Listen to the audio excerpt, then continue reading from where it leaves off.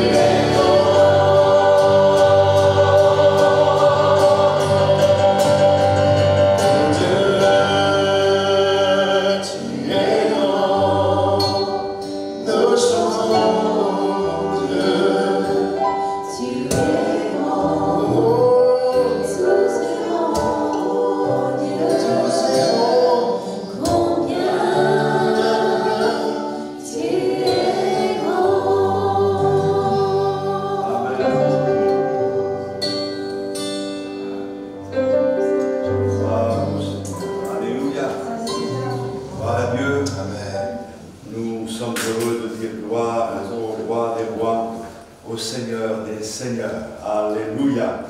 Je voudrais que nous lisions ensemble dans Jérémie, le prophète, au chapitre 29.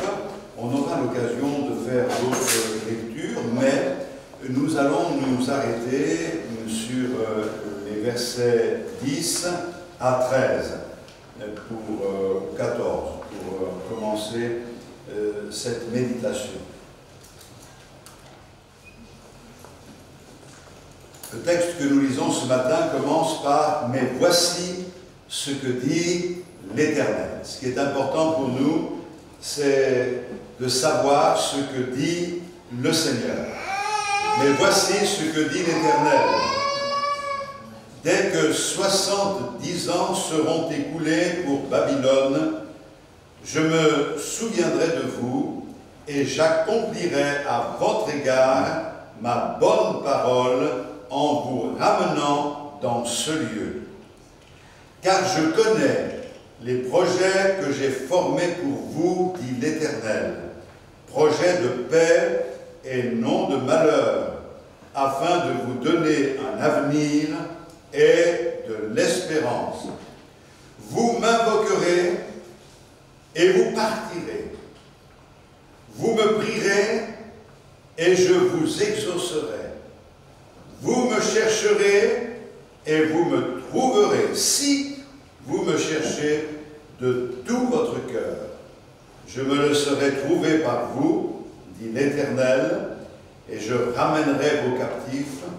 Je vous rassemblerai de toutes les nations et de tous les lieux où je vous ai chassés, dit l'Éternel, et je vous ramènerai dans le lieu d'où je vous ai fait aller en captivité.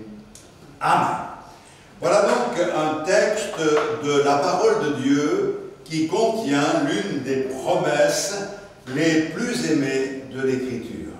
Et cette promesse, c'est le verset 11 qui dit « Car je connais les projets que j'ai formés sur vous, dit l'Éternel, projets de paix et non de malheur, afin de vous donner un avenir et de l'espérance. » Alors, si on devait donner un titre au message, eh bien, on pourrait dire que Dieu a des projets dans son cœur.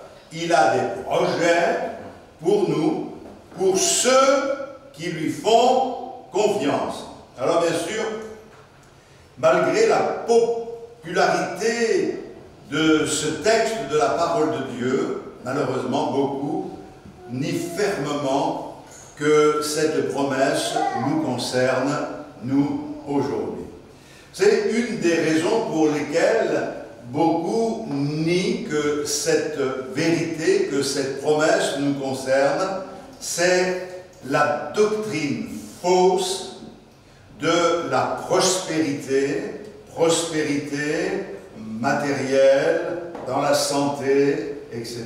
Et parce que certains se servent de ce verset pour exagérer la vérité et la sortir de son contexte, alors on se met sur la défensive et on dit « mais non, ça ne nous concerne pas ». Aujourd'hui, il y a malheureusement, et vous devez le savoir, beaucoup de faux enseignements qui disent que ce texte promet la prospérité matérielle, physique, la santé dans tous les domaines, parce que nous sommes les enfants du roi, alors il ne nous est pas possible d'être dans la disette, d'avoir des manques à certains moments de notre vie, ou d'être dans l'épreuve, ou même dans la maladie.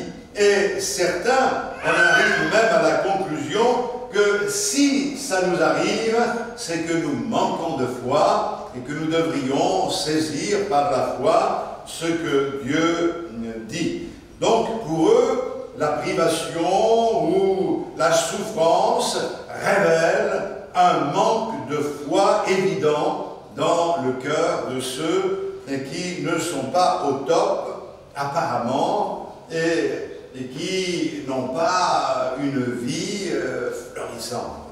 Je voudrais dire à beaucoup ici que la vie chrétienne passe souvent par des chemins difficiles, douloureux, de dépouillement, où justement le fait d'être dépouillé, de perdre même ce qui nous couvre, nous plonge dans une forme de honte, mais le Seigneur nous sort de cet état-là et nous allons le voir simplement en méditant cette parole.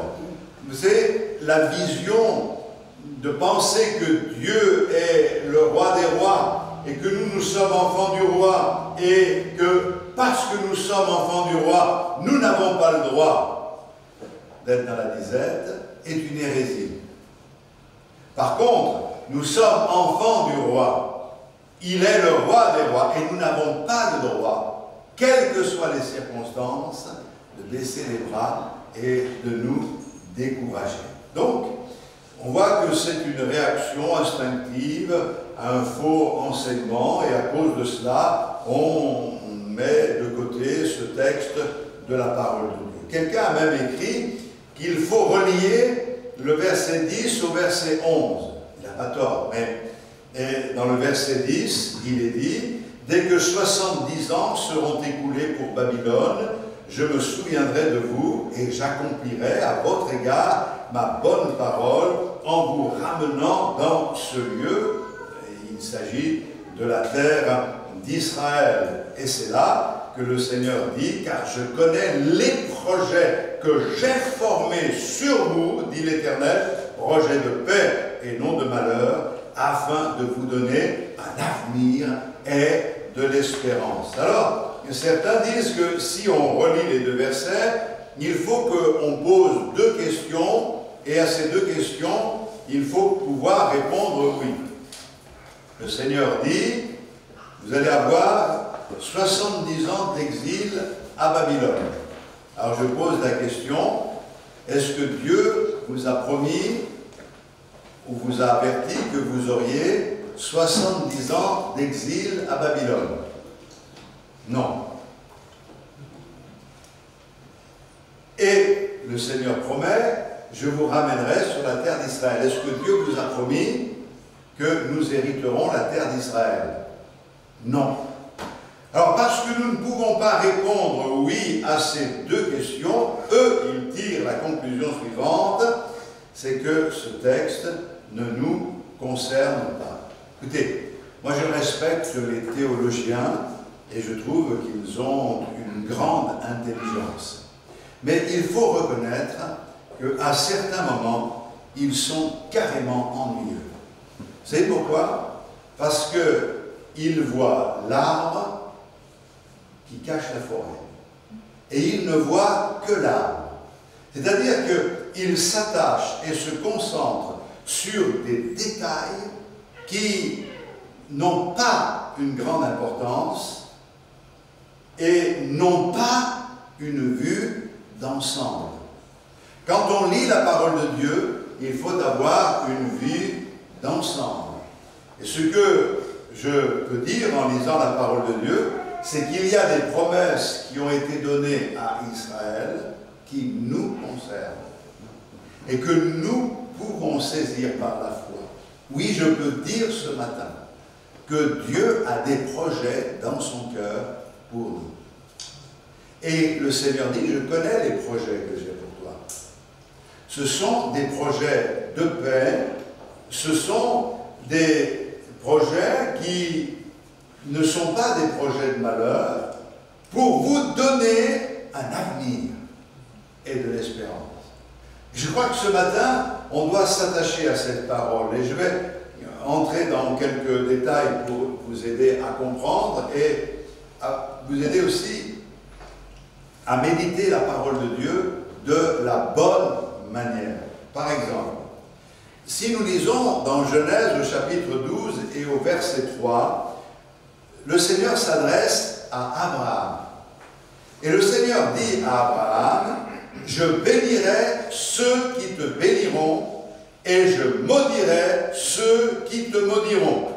Alors, certains théologiens disent, voyez, ce texte, cette promesse n'est pas pour nous. Elle concerne Abraham. Bien. Alors, maintenant, si je lis dans Marc au chapitre 9, le verset 41, il est dit ceci. « Et quiconque vous donnera à boire un verre d'eau en mon nom, parce que vous appartenez à Christ, je vous le dis en vérité, il ne perdra point sa récompense. » Mais si quelqu'un scandalisait un de ces petits qui croient, il vaudrait mieux pour lui qu'on lui mit au cou une grosse meule de moulin et qu'on le jetât dans la mer. Mais ce verset 41 dit quelque chose de très clair. Si les gens sont gentils avec vous qui appartenez à Christ, Dieu sera gentil avec eux. Cela rejoint la promesse faite à Abraham, je bénirai ceux qui vous bénissent. Si je lis dans 2 Thessaloniciens au chapitre 1, le verset 6, « Car il est de la justice de Dieu de rendre l'affliction à ceux qui vous affligent. » Et là, c'est clair, Dieu va rendre la souffrance à ceux qui nous font souffrir. C'est écrit clairement. Donc, je maudirai ceux qui te maudissent. En d'autres termes, Dieu nous a donné la même promesse qu'il a donnée à Abraham, parce que nous sommes un peuple d'alliance. Il y a le peuple de l'alliance, de l'ancienne alliance, Israël, et il y a le peuple de la nouvelle alliance, c'est-à-dire ceux qui sont nés de nouveau. Or, nous sommes des enfants d'Abraham.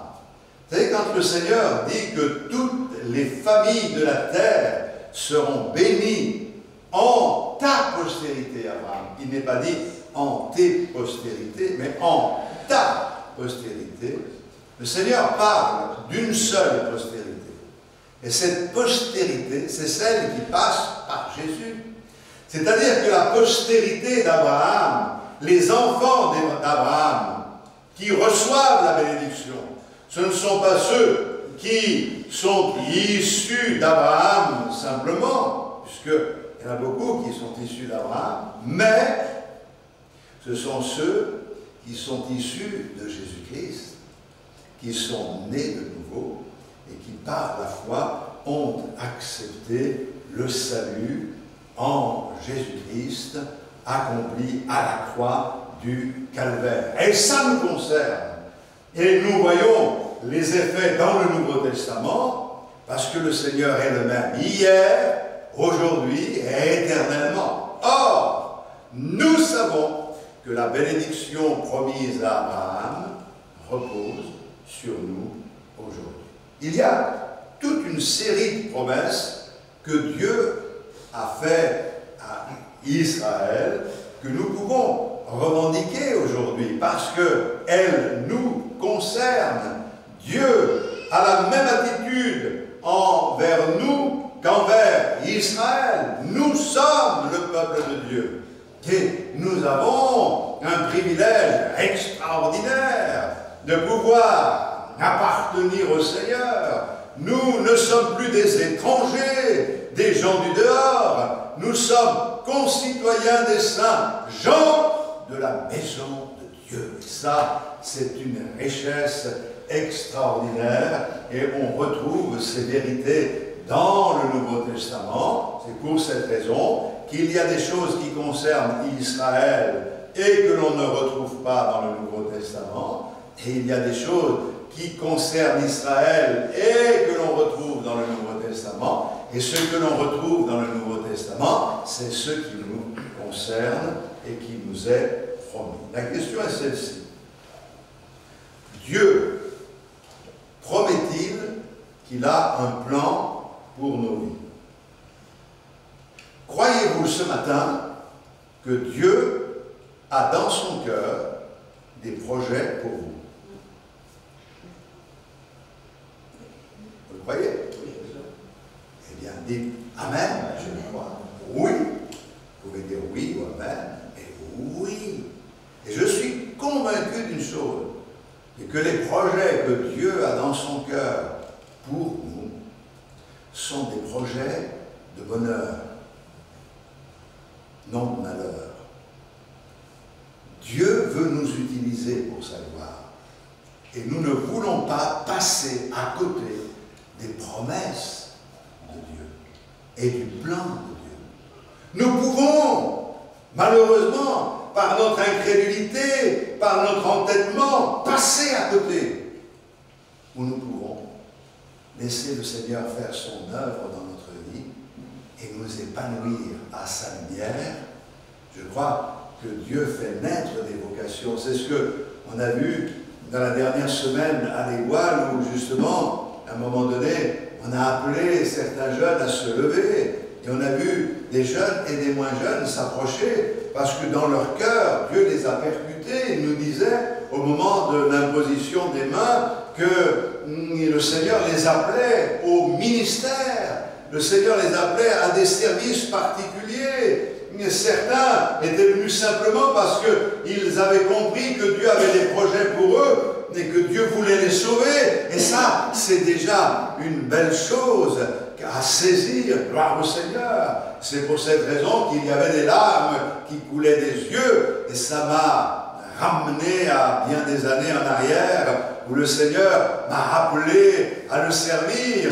Et alors il y avait des combats, des doutes dans mon cœur, et je me disais, mais ça ne passera jamais, ça n'arrivera jamais, c'est trop beau, ou je ne sais quoi. Mais le plan de Dieu s'accomplit quand on accepte que Dieu a des projets pour nous, et qu'on laisse le Seigneur œuvrer dans nos vies. Vous savez, dans la Bible, il y a un grand nombre d'exemples qui nous prouvent que Dieu a eu des projets pour des hommes, des femmes. Il y a eu de grands hommes, des femmes de Dieu. Dans la parole de Dieu, on a parlé d'Abraham, Moïse, David, et d'autres encore. Pensons à Sarah, Esther, Ruth, d'autres dans le Nouveau Testament. On a des hommes de Dieu, on en a beaucoup qui sont là comme des exemples. On a Pierre, on a Jean, on en a d'autres, mais qui ont marqué l'histoire de l'Église,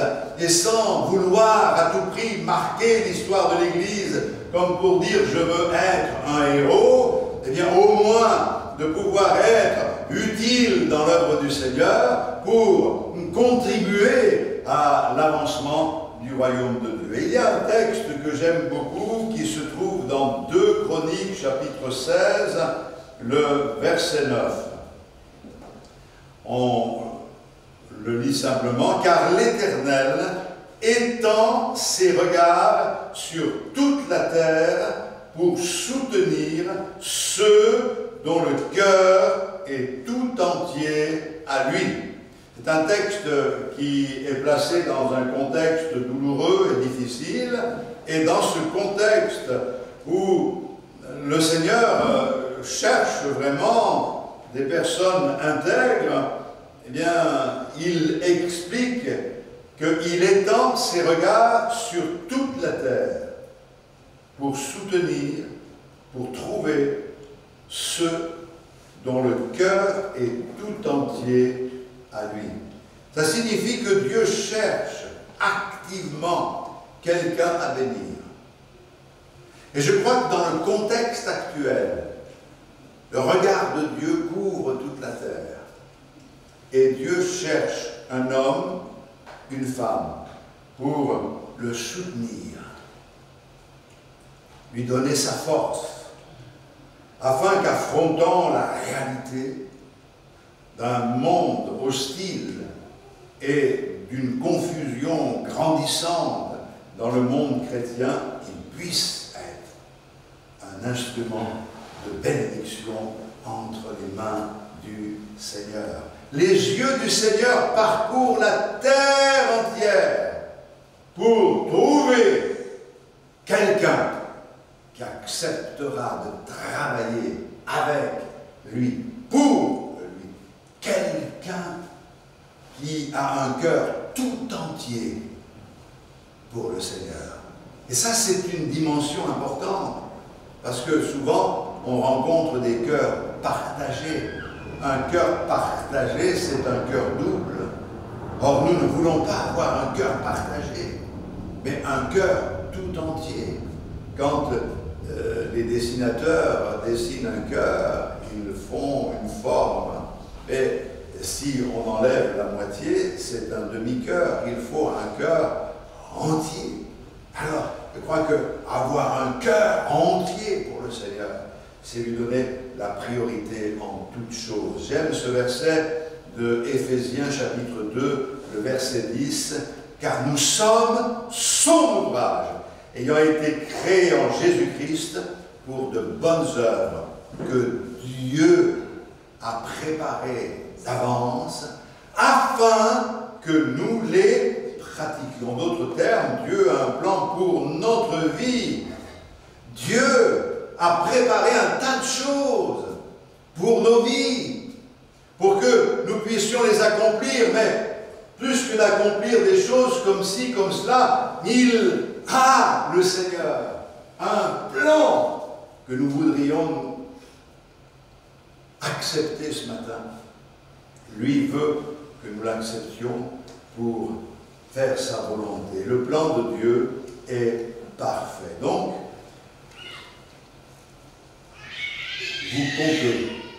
vous comptez pour Dieu.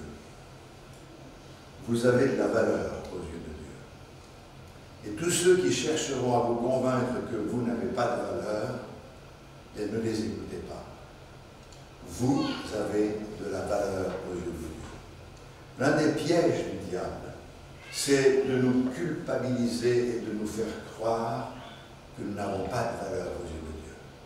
Et alors, on finit par se sous-estimer, par se complexer, et on confond ce que la parole de Dieu nous enseigne. L'humilité, c'est bien, mais le complexe d'infériorité, c'est pas bien. Je veux toujours me souvenir que si je suis ce que je suis, c'est par la grâce de Dieu. Mais en aucun cas, je veux mépriser, dévaluer ce que le Seigneur a fait dans ma vie. Je veux l'honorer et le glorifier. Parce que si je suis ce que je suis, dit l'apôtre Paul, ça veut dire qu'il est devenu quelqu'un, mais pas dans le sens de quelqu'un aux yeux des hommes. Il a de la valeur, parce que ce n'est plus lui qui vit, c'est Christ qui vit en lui. Et ça, c'est très important pour nous de ne pas tomber dans le piège, car les yeux du Seigneur parcourent toute la terre pour soutenir celui qui a un cœur tout entier pour le Seigneur. Maintenant, les théologiens ont raison de dire que nous devons nous attacher au contexte pour comprendre le texte. On a toujours dit que si on prend un texte et qu'on le sort du contexte, on peut en faire un prétexte contre la vérité. Or, moi je suis d'accord de garder le texte dans son contexte. Sinon, nous pouvons être trompés, nous pouvons être dupés par de faux enseignements. Alors, quel est le contexte? Eh bien, dans le chapitre précédent, c'est-à-dire dans le chapitre 28, il est dit qu'il y avait un faux prophète nommé Anania, qui avait dit au peuple de Dieu, peuple d'Israël, que Dieu briserait le joug de Babylone et le libérerait pour qu'il entre chez lui dans les 2 prochaines années. Alors comprenez le contexte.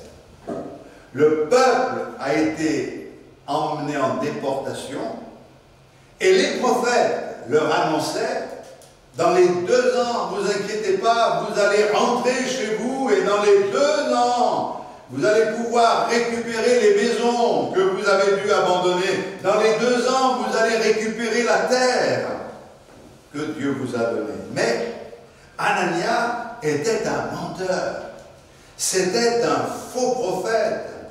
Son message s'adressait à un peuple de déportés qui avaient perdu tous leurs biens et qui étaient dans un grand désarroi. Alors, que cherchait-il à faire? Il cherchait à leur être agréable en leur disant des choses qu'ils avaient envie d'entendre. D'ailleurs, avant de relire un autre texte, quand on lit le verset 8, « Car ainsi parle l'Éternel des armées, le Dieu d'Israël, ne vous laissez pas tromper par vos prophètes qui sont au milieu de vous, et par vos devins, n'écoutez pas vos songeurs dont vous provoquez les songes. » C'est-à-dire que les songes leur étaient provoqués parce qu'ils cherchaient à savoir quelle était l'aspiration, le désir du peuple. Et parce qu'il y avait une aspiration qui disait on veut rentrer, alors ils avaient des songes, entre guillemets, et des prophéties. Dieu m'a dit, l'Éternel m'a parlé, mais en fait, c'était simplement prendre leur désir pour des réalités, et ils mentaient. La Bible dit des menteurs. Regardez ce qu'il est dit concernant Anania au chapitre 28, et on peut lire au verset 15, et Jérémie le prophète dit à Anania le prophète: « Écoute Anania, l'Éternel ne t'a point envoyé, et tu inspires à ce peuple une fausse confiance. C'est pourquoi ainsi parle l'Éternel. Voici, je te chasse de la terre, tu mourras cette année, car tes paroles sont une révolte contre l'Éternel. » Et Anania le prophète mourut cette année-là, dans le 7e mois. Qui était vraiment prophète? Et Jérémie, le faux prophète, disait des choses qui troublaient le peuple. Parce qu'en réalité, ce n'était pas là le plan de Dieu, comprenons bien. Aujourd'hui, nous avons des tas de, entre guillemets, serviteurs de Dieu qui annoncent un message, soit qui est creux ou vide, soit alors ils flattent les personnes et les caressent dans le sens du poil. On dit aux personnes ce qu'elles ont envie d'entendre. C'est « merci d'exister ». Si j'existe, j'y suis pour rien. Et si je suis debout, c'est par la grâce du Seigneur. Tu le vaux bien. Si nous sommes honnêtes, nous ne valons pas grand-chose, mais la seule valeur que nous avons, c'est celle que le Seigneur nous attribue en nous accordant son salut et sa grâce. Et en tant que serviteurs, nous sommes, après avoir tout accompli, appelés serviteurs inutiles. Alors, quel était le plan de Dieu pour Israël? Eh bien, Jérémie a dit au peuple d'Israël, et suivez-moi bien, dans le verset 10, nous l'avons lu entre autres, que le plan de Dieu était qu'il resterait 70 ans en captivité. Pas 2 ans. 70 ans. Alors, la prophétie qui leur est adressée est « vous allez rester là 70 ans ». Alors, il va falloir vous installer, il va falloir prendre patience, parce que ça correspond à 2 générations. Planifier un programme ici-bas construisez des maisons, mariez-vous, et surtout, ce qu'il est dit au verset 7, recherchez le bien de la ville où je vous ai mené en captivité et priez l'Éternel en sa faveur, parce que votre bonheur dépend du sien. Vous allez pouvoir être là dans un pays hostile, mais par vos prières, vous allez contribuer au bien de cette ville où je vous envoie. Ça va durer un certain temps. Ne perdez pas patience. Et c'est pour cette raison, comme on le disait dernièrement, que quand Daniel a lu que ça durerait 70 ans, il a fait le calcul et il a dit, c'est bientôt le moment du retour. Et c'est ça qui est important, c'est de comprendre une chose importante que le Seigneur nous révèle, c'est que la prophétie n'était pas ce que le peuple avait envie d'entendre, mais elle était bonne, parce qu'elle pouvait donner au peuple la mesure de ce que Dieu allait faire pour qu'il se dispose à vivre à Babylone, mais sans être toujours dans l'impatience, mais de pouvoir vivre une vie épanouie que Dieu bénirait, avec en plus dans le cœur cette pensée que Dieu a des projets pour eux et qu'ils n'allaient pas périr, qu'ils n'allaient pas mourir, qu'ils allaient vivre, qu'ils allaient prospérer, et non seulement cela, et que le jour viendrait, lorsque le temps serait accompli, ils retourneraient en Israël et ils posséderaient à nouveau la terre d'Israël. Certes, ce n'est pas ce qu'ils voulaient entendre, mais c'était la parole du Seigneur. C'est ça qui est important.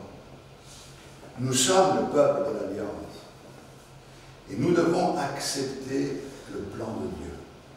Et le plan de Dieu, ce n'est pas ce que nous désirons.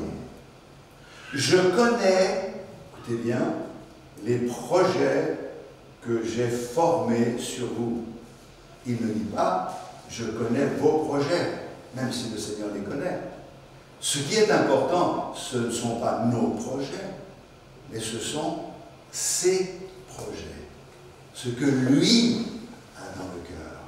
Et le passage par lequel, ou le chemin par lequel le Seigneur nous fait avancer, n'est pas celui que nous aurions souhaité, celui que nous aurions voulu. Vous savez, dans la vie, c'est souvent comme cela, quand on marche avec le Seigneur, il semble que tout va bien, et d'un coup, paf, tout s'écroule. Mais quand tout s'écroule, il y a là une mise à l'épreuve, car Dieu veut voir ce qu'il y a réellement dans nos cœurs, notre attachement pour lui. Souvenez-vous, nous parlions de Daniel dernièrement, et en parlant de Daniel, nous avons vu que lorsque les 70 ans s'étaient écoulés, Daniel rencontrait un autre problème. C'est que finalement, ils s'étaient tellement bien installés, ils avaient tous des situations, ils avaient tous été tellement bénis qu'ils n'avaient plus envie de partir.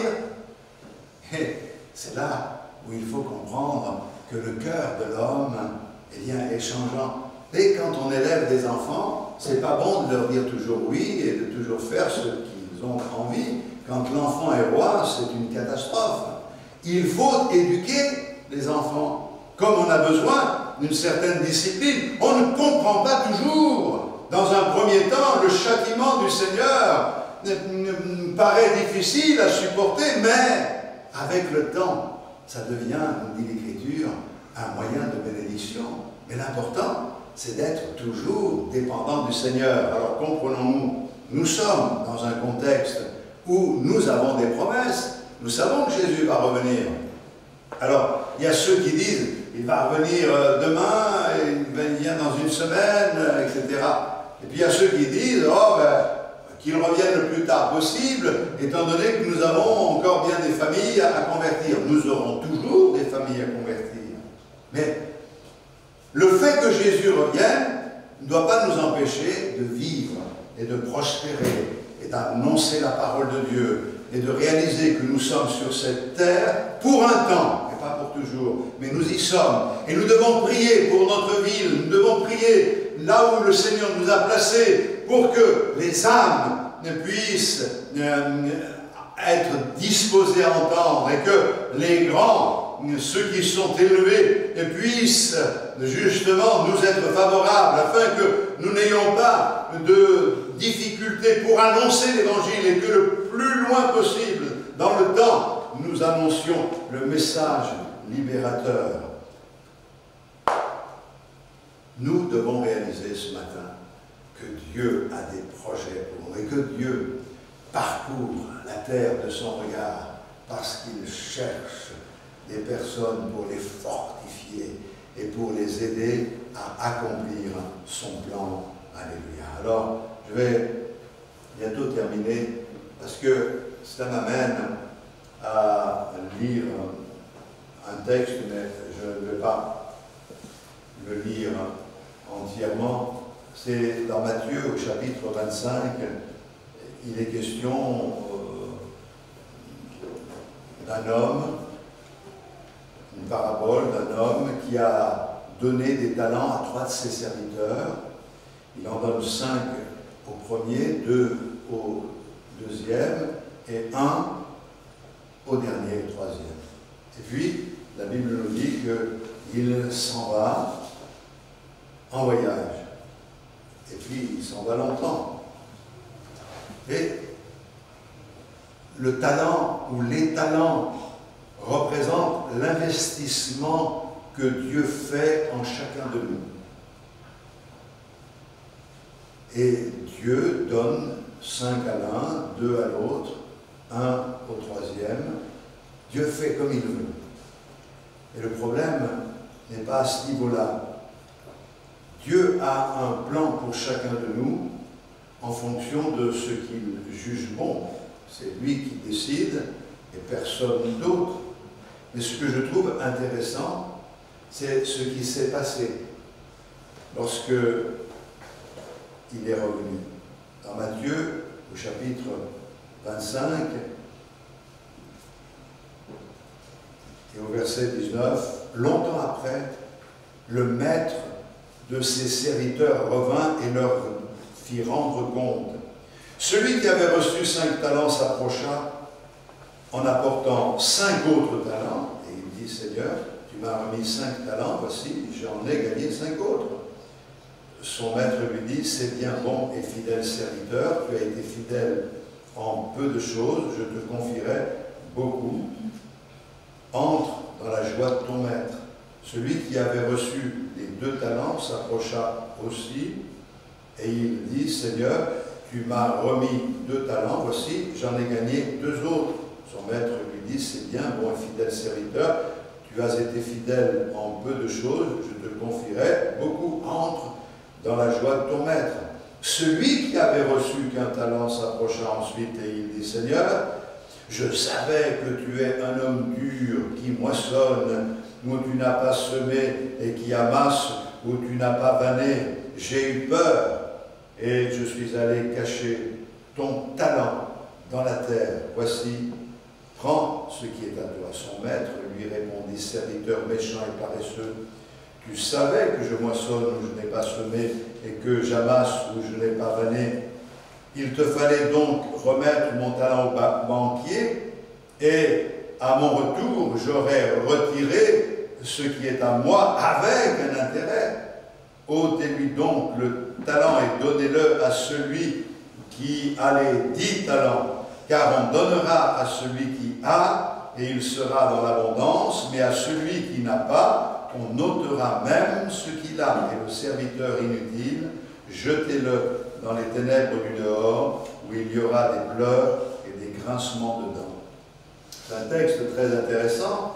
Cela suppose que plus nous sommes fidèles aux opportunités que Dieu nous donne, plus le Seigneur nous donnera d'opportunités pour que nous puissions voir sa gloire. Mais, si nous ne sommes pas fidèles,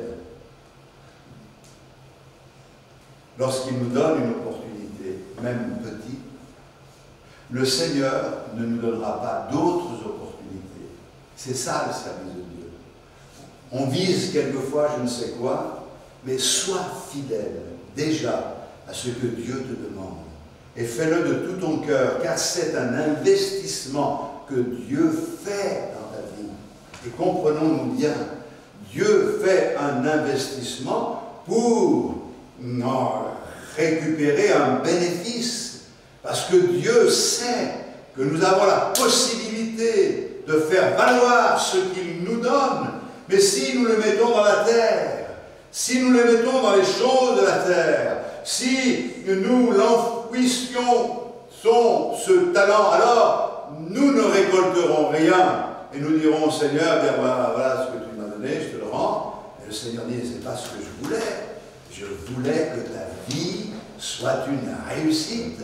Et quand quelqu'un un jour s'est approché à l'imposition des mains, un jeune serviteur de Dieu lui dit, ben, voilà, le jour où tu donnes ton cœur au Seigneur, et Dieu te bénit, et tu n'auras plus à avoir peur de la mort. Et il a répondu, moi, j'ai jamais eu peur de la mort, je crois jamais avoir peur de la mort. Et une seule chose dont j'ai peur, c'est rater ma vie.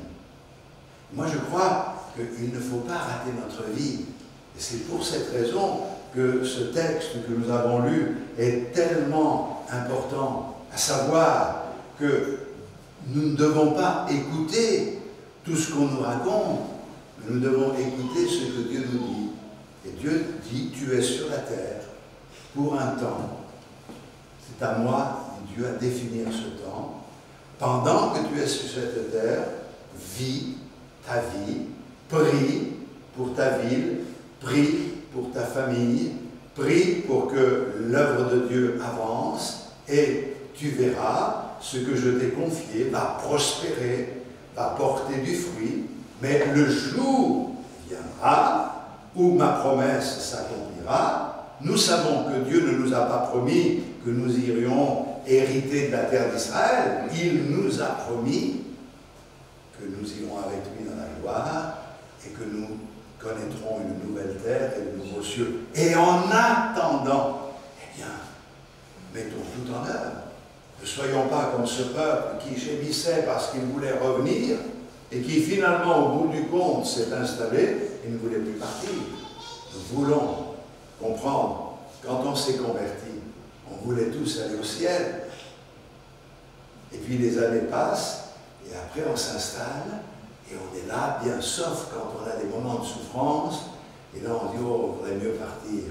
Mais entre le dire, comme cette sœur qui n'arrêtait pas de le dire, et quand le serviteur de Dieu lui dit, écoutez, mettez-vous à genoux, je vais prier, parce que vous le dites tellement souvent que certainement c'est ce que vous voulez, je vais prier, vous allez partir, elle va dire, on n'est pas si pressé, hein. C'est-à-dire qu'on le dit quelquefois. Alors, comprenons bien, dans le contexte, oui, le Seigneur ne va pas faire les choses comme nous les voulons, mais Dieu a des projets pour nous. Et ces projets sont des projets extraordinaires, parce qu'on peut le dire une dernière fois, je connais les projets que j'ai formés sur vous, dit l'Éternel, projets de paix et non de malheur, afin de vous donner un avenir et de l'espérance. Alors toi tu te dis, j'ai plus d'avenir, j'ai plus d'espérance, et là tu vis simplement parce que tu as peut-être un objectif que tu n'arrives pas à atteindre, et parce que tu n'y arrives pas, bien tu ruines toutes les bénédictions que Dieu te donne, et tu ne fais pas ce que Dieu te demande de faire.